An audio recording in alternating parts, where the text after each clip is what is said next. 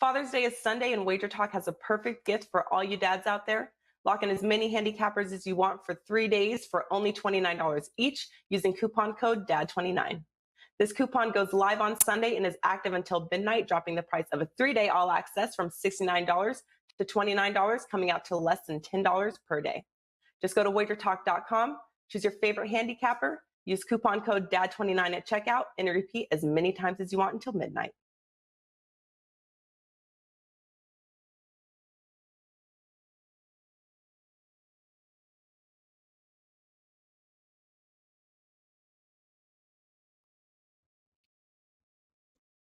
Hey guys, Carmine Bianco, WagerTalk.com with another edition of Stoppage Time. This is the 2020 Euro edition. We are doing these every Tuesday and Thursday at 10 a.m., covering 3 games that go on in the tournament. This week, or today's show, we're going to cover England-Scotland. That goes tomorrow. We're also going to cover a weekend fixture, Portugal and Germany, a big one in the group of death. And then we're going to go to a Monday game that has some serious implications on second and third place, Russia and Denmark. A lot will shake out before we get to that game. With me from Sports Memo, it is Pavlos, Laguretos, and from WagerTalk.com, Kevin Dolan and Nick Borrman. Let's bring him in. Kev, I always start with you, my favorite Irishman. How you doing, my friend?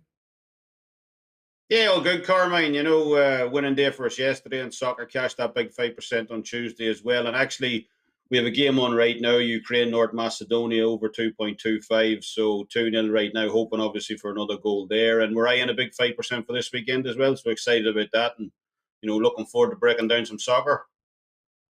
Awesome. Nick Borrman, how you doing, my friend?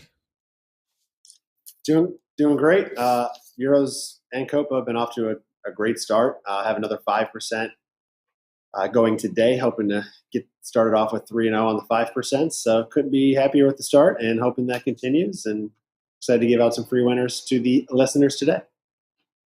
All right, good to hear. I will have a promo shortly for you guys to pick up that tournament package. And with Nick having a 5% play today, probably a good time to take advantage of it. Pavlos, Laguretos, how you doing, my friend? Let me tell you, I was at a patio yesterday, a bunch of Italians watching the Italy game, and it was the funniest thing because everyone is cheering, and I'm on under 2.5, and when Mobile scores, everyone's cheering, and I'm like, no! And I had to kind of explain what was going on, but how are you doing, my friend? Doing great. I actually had the Italy to win and over 1.5 goals in that match, so it was great.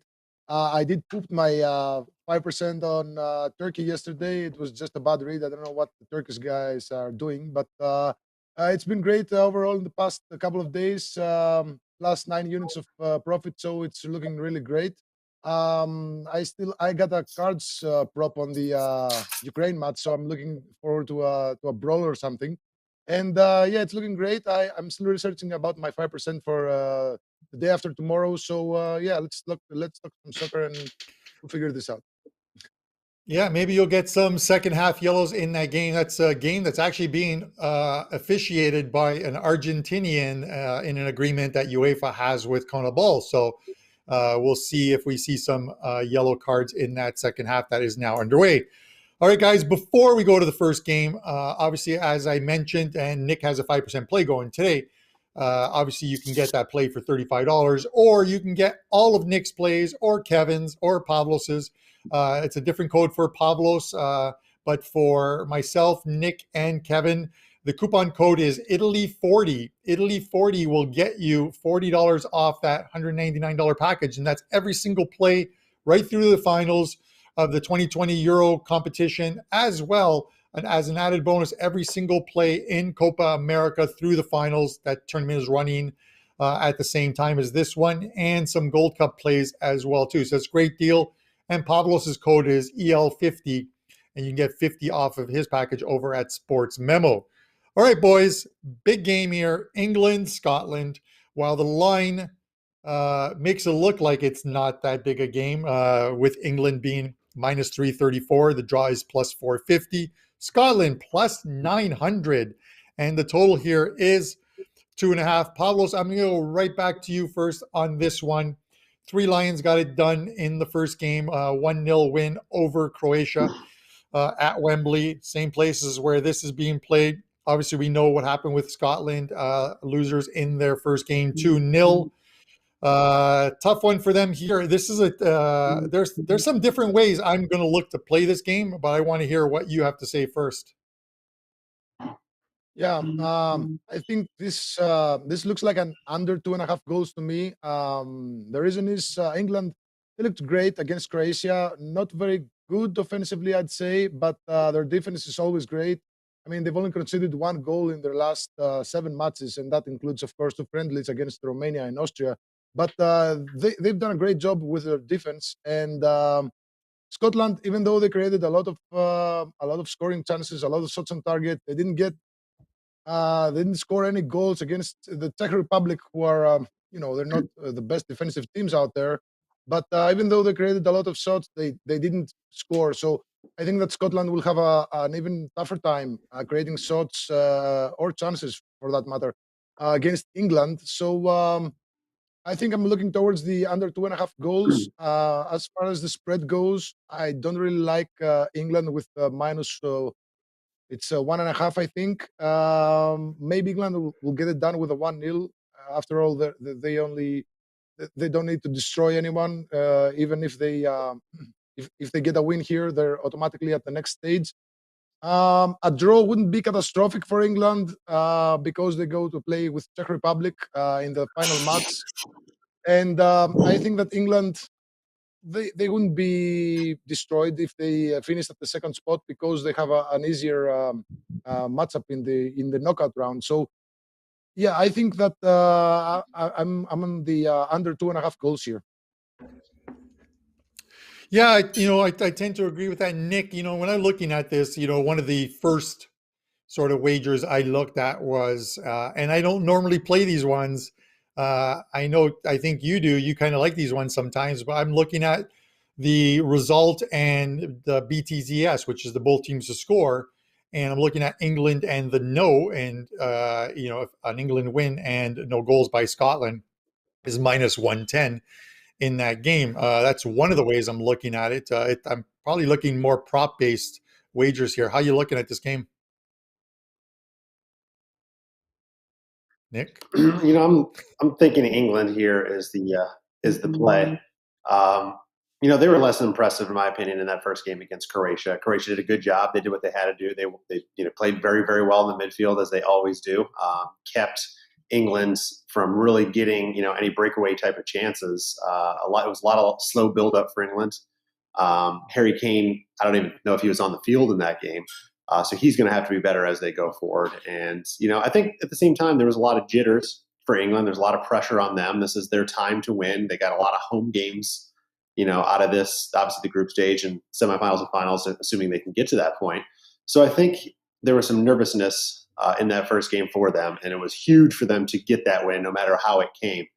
Now I think their confidence is up. I think they're going to feel a little more comfortable here. I think they play very, very well, much better at least than they were able to against Croatia. But let's be honest, Croatia's got one of the best midfields in the world. I don't think they're going to have the same problem with Scotland. I think they can be able to get the ball from the back to the front a lot quicker and easier, and hopefully open things up. And Scotland, is, I don't know, they to lose at home. They didn't play badly. I mean, they actually had some pretty good chances in that game against Czech Republic, but to lose, I said at home, but to lose, at home in Glasgow, I mean, it's a tough spot at this point. If they lose here to England, it's going to be a tough situation to come back from. So,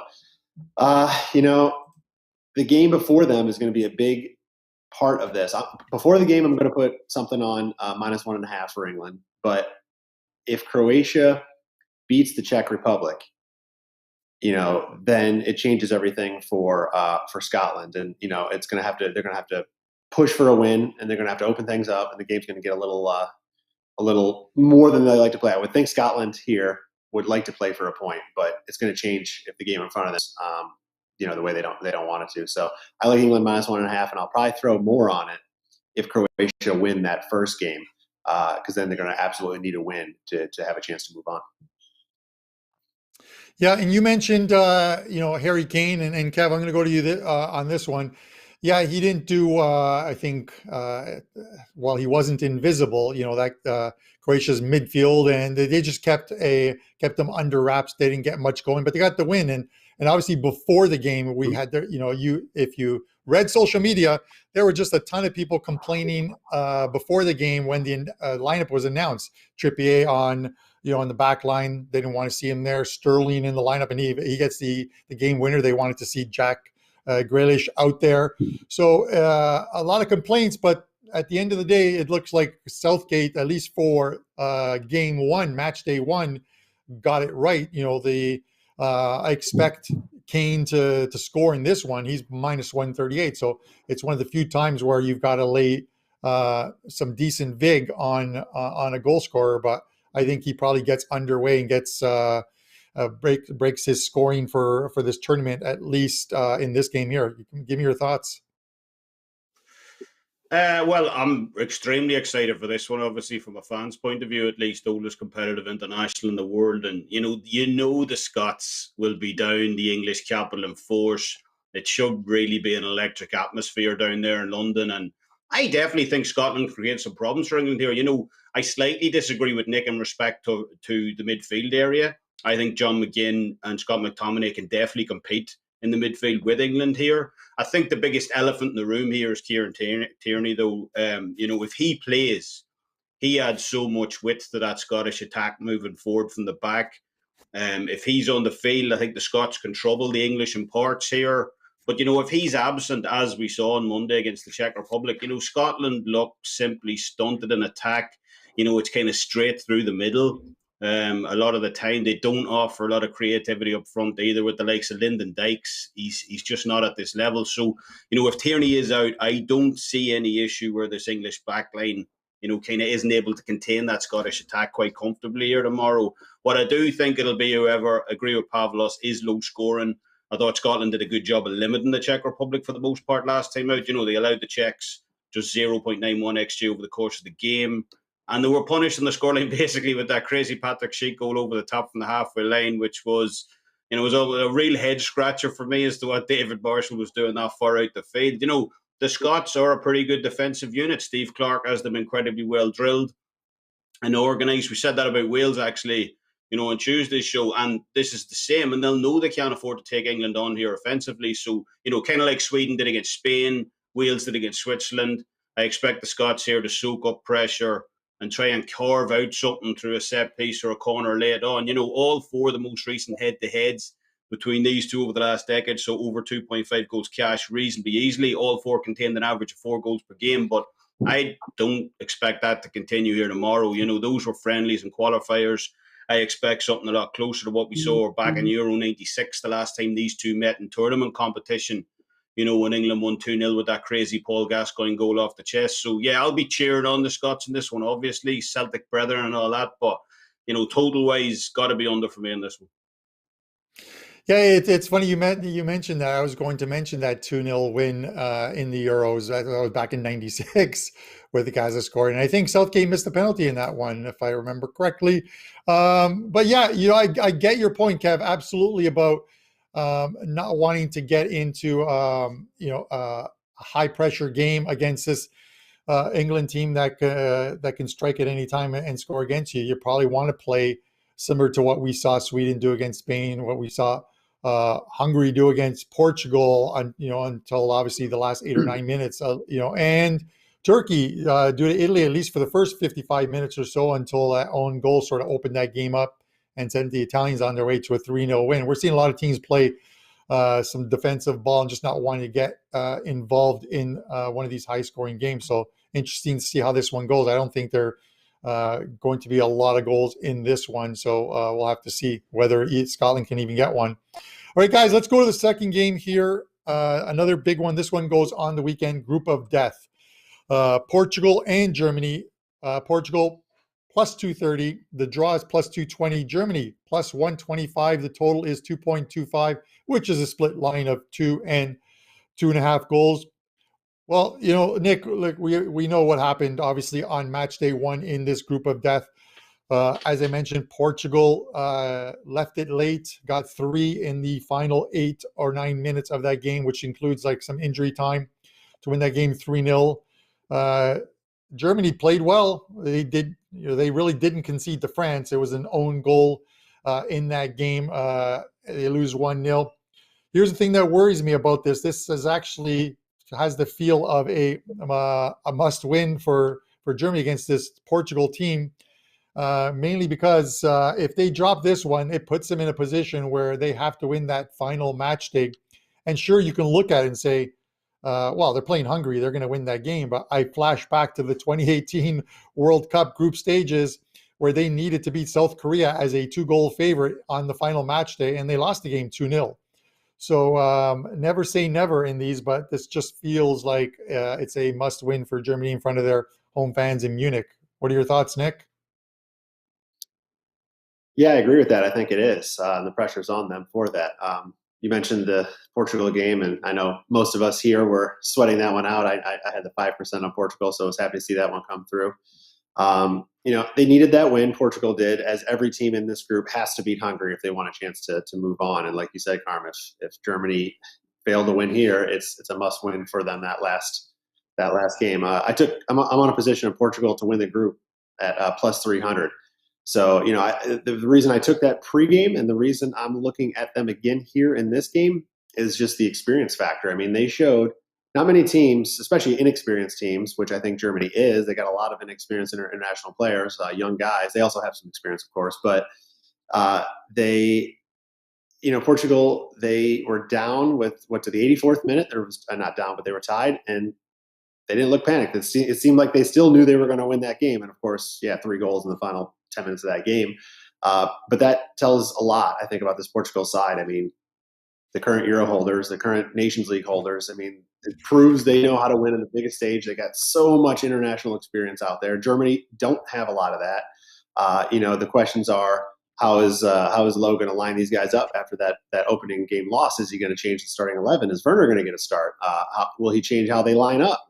It's a lot of questions, and I think that gives a lot of value to the Portugal side, who know what to do.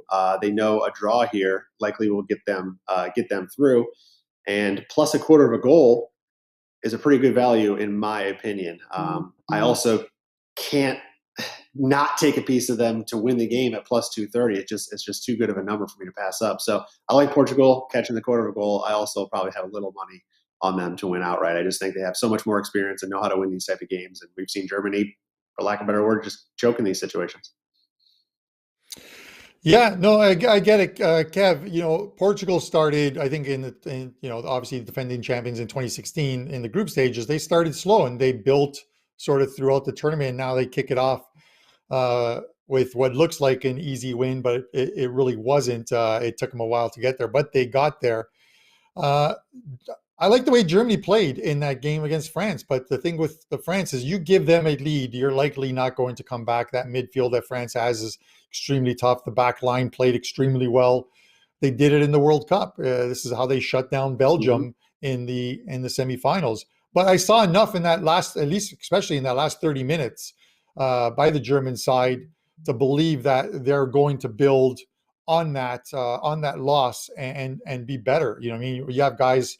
And I'm a big midfield guy. You have guys like Cruz and Gundogan and Goossens and Kimmich. And there are guys who can move up and down the field, who can get service into the box and maybe get balls to Kai Havertz and Gnabry to hopefully break through and get on top. I think when they get on top, they're a much more dangerous team. Kev, what do you think?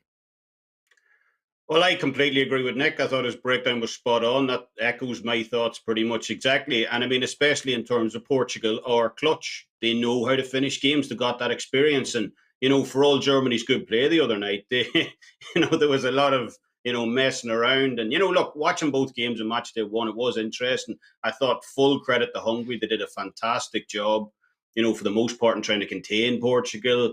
Just a little unlucky how it finished, coming unstuck right at the end. But I think a lot of people watching that game would maybe downgrade Portugal based off that performance. But, that's just something we see off this Portuguese team, kind of year in, year out. That's what they're famous for. They're incredibly slow tournament starters. And, I actually believe that was Portugal's first opening day win at a European tournament in their history. So, I mean, it just shows you how they approach these kind of tournaments. On the other side, I was on the both teams to score yes prop on Tuesday in the Germany-France game.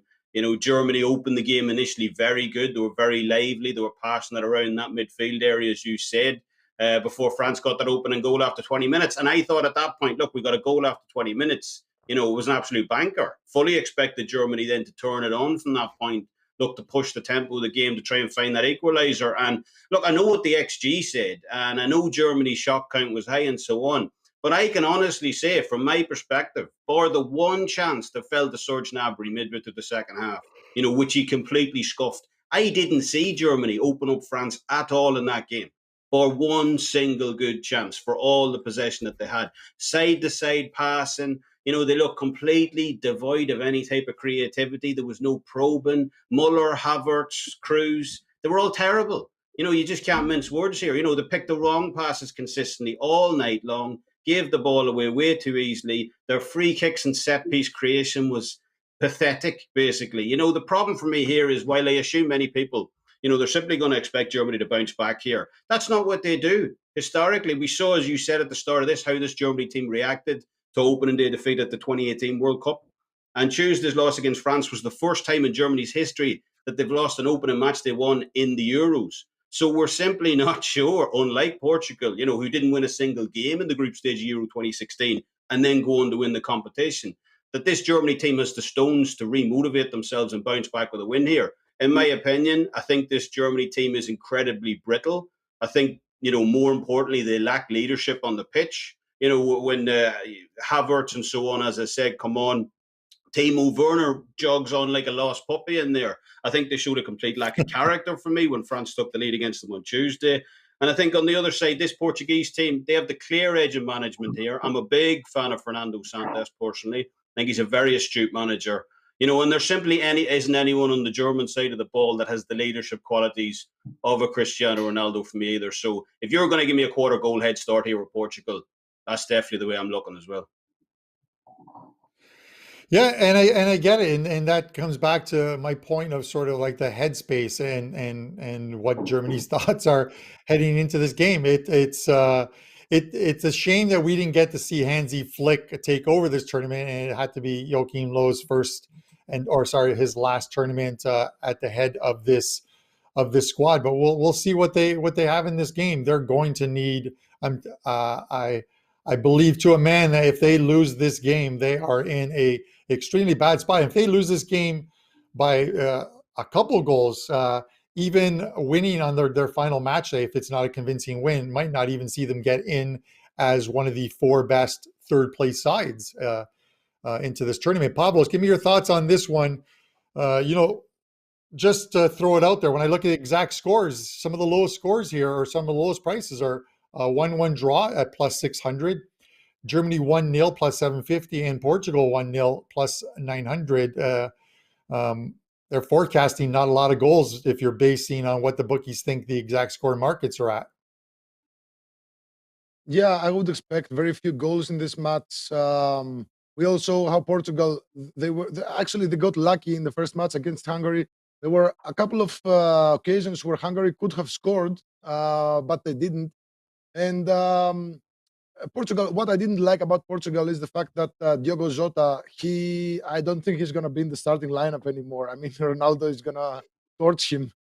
Maybe they'll switch their lineup a bit because Jota made a couple of really bad calls. He didn't give a pass, and I think he might be out of the lineup. But anyway, we also how things shifted for Portugal when Rafa Silva was introduced in the match at the 71st minute. The guy got 3 assists, and that's all I have to say about that. Because I mean, if you switch Rafa Silva with Diogo Jota and maybe switch the formation a little bit, it might work better for Portugal. But they looked great overall. I mean, Ronaldo, okay, he became the top goal scorer. Okay, he scored. I was on the penalty kick in that match, of course, with Shakir officiating, and Ronaldo did score. We got a couple of winners in that match. And let's talk a bit about Germany. I always talked about how Germany have a couple of gaps in their defense and no real offensive threat. And we saw exactly that. They only had one shot on target. They were nowhere to be found offensively. Their defense was, I mean, okay, Hummel scored a really nice goal, but it was in the wrong end of the pitch. And I really don't trust their defense against Ronaldo and Bruno Fernandes and all those guys. I think that they'll expose them. Cristiano Ronaldo, especially, he plays from the down the right flank, and I'm looking at Robin Gosens to get a card in this match.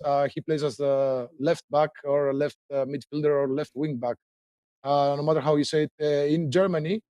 So I expect him to have a tough time against Cristiano Ronaldo. So Robin Gosens to get a card goes at plus 350 at DraftKings, and I think that's a really nice price.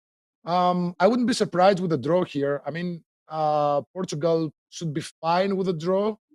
Maybe it's not a catastrophic result for them, but they do have to play against France in the final match. Well, Germany, I don't know, man. I was talking with some friends, and we gave out a prop between us. Coach Low to have over 2.5 sniffs, and he did. So just I'm just throwing this out there. I mean, the guy should be out. You mentioned it. Hansi Flick should have taken over before this tournament. I don't think there's gonna be any way for Germany to turn this around so quickly. I don't like their midfield. I mean, okay, Kroos and Gundogan, they're very good players, but they're slow. I mean, they have nice passing, they have powerful shots, really talented players, but I just the lack of wing back could. I mean, they could put Kimmich in a holding midfielder, but they don't have any right back. I don't like what Germany have brought in this tournament, and I think they'll crash out rather spectacularly. So I like Portugal with a quarter goal, as Nick mentioned, and I wouldn't be surprised if Germany had a draw or lost in this match. I wouldn't be surprised if Hungary just put a final nail in the coffin in the last match. But we'll have to see how this match goes. And as far as this match goes, the draw looks okay. But I think Portugal with plus a quarter goal is the way to go here. I mean, Coach Fernando Santos, he said, I brought cigarettes and clothes for a month. We're in here for the long haul. So I think that Portugal will get the job done. And I think that's the way to go here. Portugal with plus a quarter goal. All right, there you have it. Pavlos Sports Memo. He has cornered the sniff market, apparently. Kudos to him on that one. Guys, let's head into the third game. This one goes on Monday. The thing I love about match day threes, all games are played at the same time in the group, of course, with the importance of the final game result in those. This one is Russia and Denmark. Russia plus 280. The draw is plus 240. Denmark minus 106. The total is 2.25 goals. Kev, I'm going to go to you first on this one. This obviously, the reason I put this game in our rotation is this could very well be a very important game. And I think it's going to be a very important game for Denmark, playing all three games at home, heading into this event, playing in Copenhagen. You would have thought, we know what happened in game one. We know what happened with Christian Eriksen, and then the eventual loss to Finland has obviously put them in a spot now where they need to get a result. And, they're playing Belgium next. That game goes obviously today. A loss there puts them in a position where they need to get a result against Russia, and that result is a win if they hope to get at least a spot as one of the third place sides for best third place sides. Give me your thoughts on this one. Well, obviously, I would like to see how Denmark come out this afternoon against Belgium first, before we willing to jump in wholeheartedly with a play. But, saying that, Denmark, far superior team to Russia in nearly every department for me. And the fact that this game, as you said, is taking place in Copenhagen likely adds another factor as to why Denmark are likely to play here. If Denmark can keep it tight against Belgium today, even better. Russia holding that -2 goal difference as well, so that might start to come into play. And I just simply haven't been impressed with Russia at all during this competition. It wasn't a play for me, but I put out Finland +1 as a free play yesterday at WagerTalk, which ended up a push. Russia squeezed past, but they've had both matches in St. Petersburg. They really haven't looked good in either one in my eyes, and this is on the road, obviously, in the Danish capital. And I think if Denmark are anywhere near back to full strength mentally here, I think the Danes are far too strong for Russia in this spot. And, they should be able to handle business fairly comfortably, in my opinion, at home on Monday. All right. Love it. Pavlos, I look at this game and you look at the standings and you figure if Belgium come away with the win today against Denmark, that Denmark is still in a position where they can still finish second in this group. We would anticipate that Belgium is going to beat Finland in that final game that they play, which then puts Denmark in a position of beating Russia, and the goal differential comes into this as well too. But as long as their result today, even if it is a defeat, isn't a bad defeat, a win over Russia will give them second spot in this group. I have to think on likely on goal differential. Give me your thoughts on this game. Yeah, of course, we'll have to see what Denmark, how they do against Belgium today. It will be really interesting if Denmark actually beat Belgium today, and then all 4 teams will have 3 points. So we're heading on to match day 3, which is going to be really exciting. I think that Denmark, again, we said it in the previous edition of Stoppage Time a couple of days ago, that it's unclear how they will react after what happened to Eriksen. I believe that since Eriksen is okay, that they'll be focused, and they'll try to they'll have an extra reason to play good, because Eriksen is in a hospital right next to the arena. So they'll try to make a lot of noise and just give him some good vibes while he's in the recovery room. So when the time comes for this match, the odds are gonna be different. I think the line on Denmark's win is dropping by the minute, and I think it's safe to grab it right now, no matter what happens in today's match, because there's no way Denmark are gonna be indifferent. Even if they lose to Belgium today, they're not gonna be indifferent in the final match. And Russia, Kevin made some great points. They've been really unimpressive in this tournament. They struggle in the offense a lot. Their defense is, okay, they got destroyed. They conceded 3 goals to Belgium, but they didn't look good against Finland either. Finland created 11 scoring chances. Finland, who came here as the favorites to drop out like instantly. So yeah, I don't trust Russia's defense. I don't trust Russia's offense. Denmark should have a clear path for 3 points, no matter what happens in today's match. And I think backing Denmark as early as possible is the way to go here. They have, even without Eriksen, let me finish my sentence, because it's important that Eriksen was the connection between the midfield and the offense, and that's missing right now. But their defense is still pretty good, and I don't think Russia will be able to even score against Denmark. So maybe Denmark in under 2.5 goals, something like that.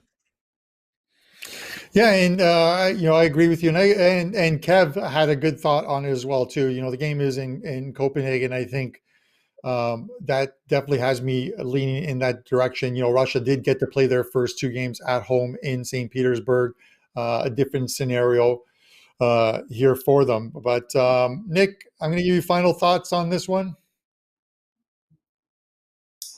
I'll keep it quick. We got to see what happens here in today's game, but Kevin's right. Denmark is the better team on paper. They're at home. The price is fair, -110. I don't see a lot of reason you wouldn't back them in this match. The other way I see this playing is a slow start. To me, Denmark need to win this game. I know they could still get there on the final match day, but Russia, on the other hand, a point for them pretty much guarantees their spot as well, at least one of the top 4 third place teams. So I can see this game starting off slowly, as neither team's going to want to make that mistake. We're getting a full goal for the total at halftime. So under 1 goal first half is minus 120. And while, a push is certainly likely, I think it's far more likely to go into halftime 0-0 than it is to get 2 or more goals going there. So I think it's going to be a little cagey, a little slow to start, no mistakes, and under 1 in the first half I think is a decent angle here.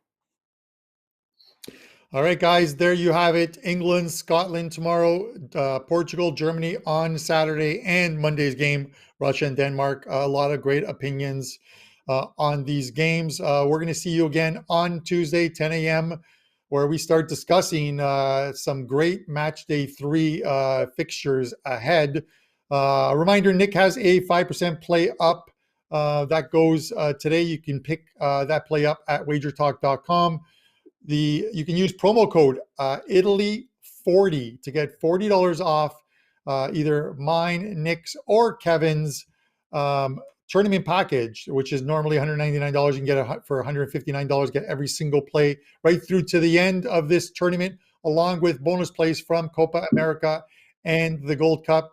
EL50 is the one for Pavlos over at SportsMemo. Guys, thanks for tuning in. Hit that like button, and we will see you again on Tuesday morning. As always, guys, good luck with your wagers.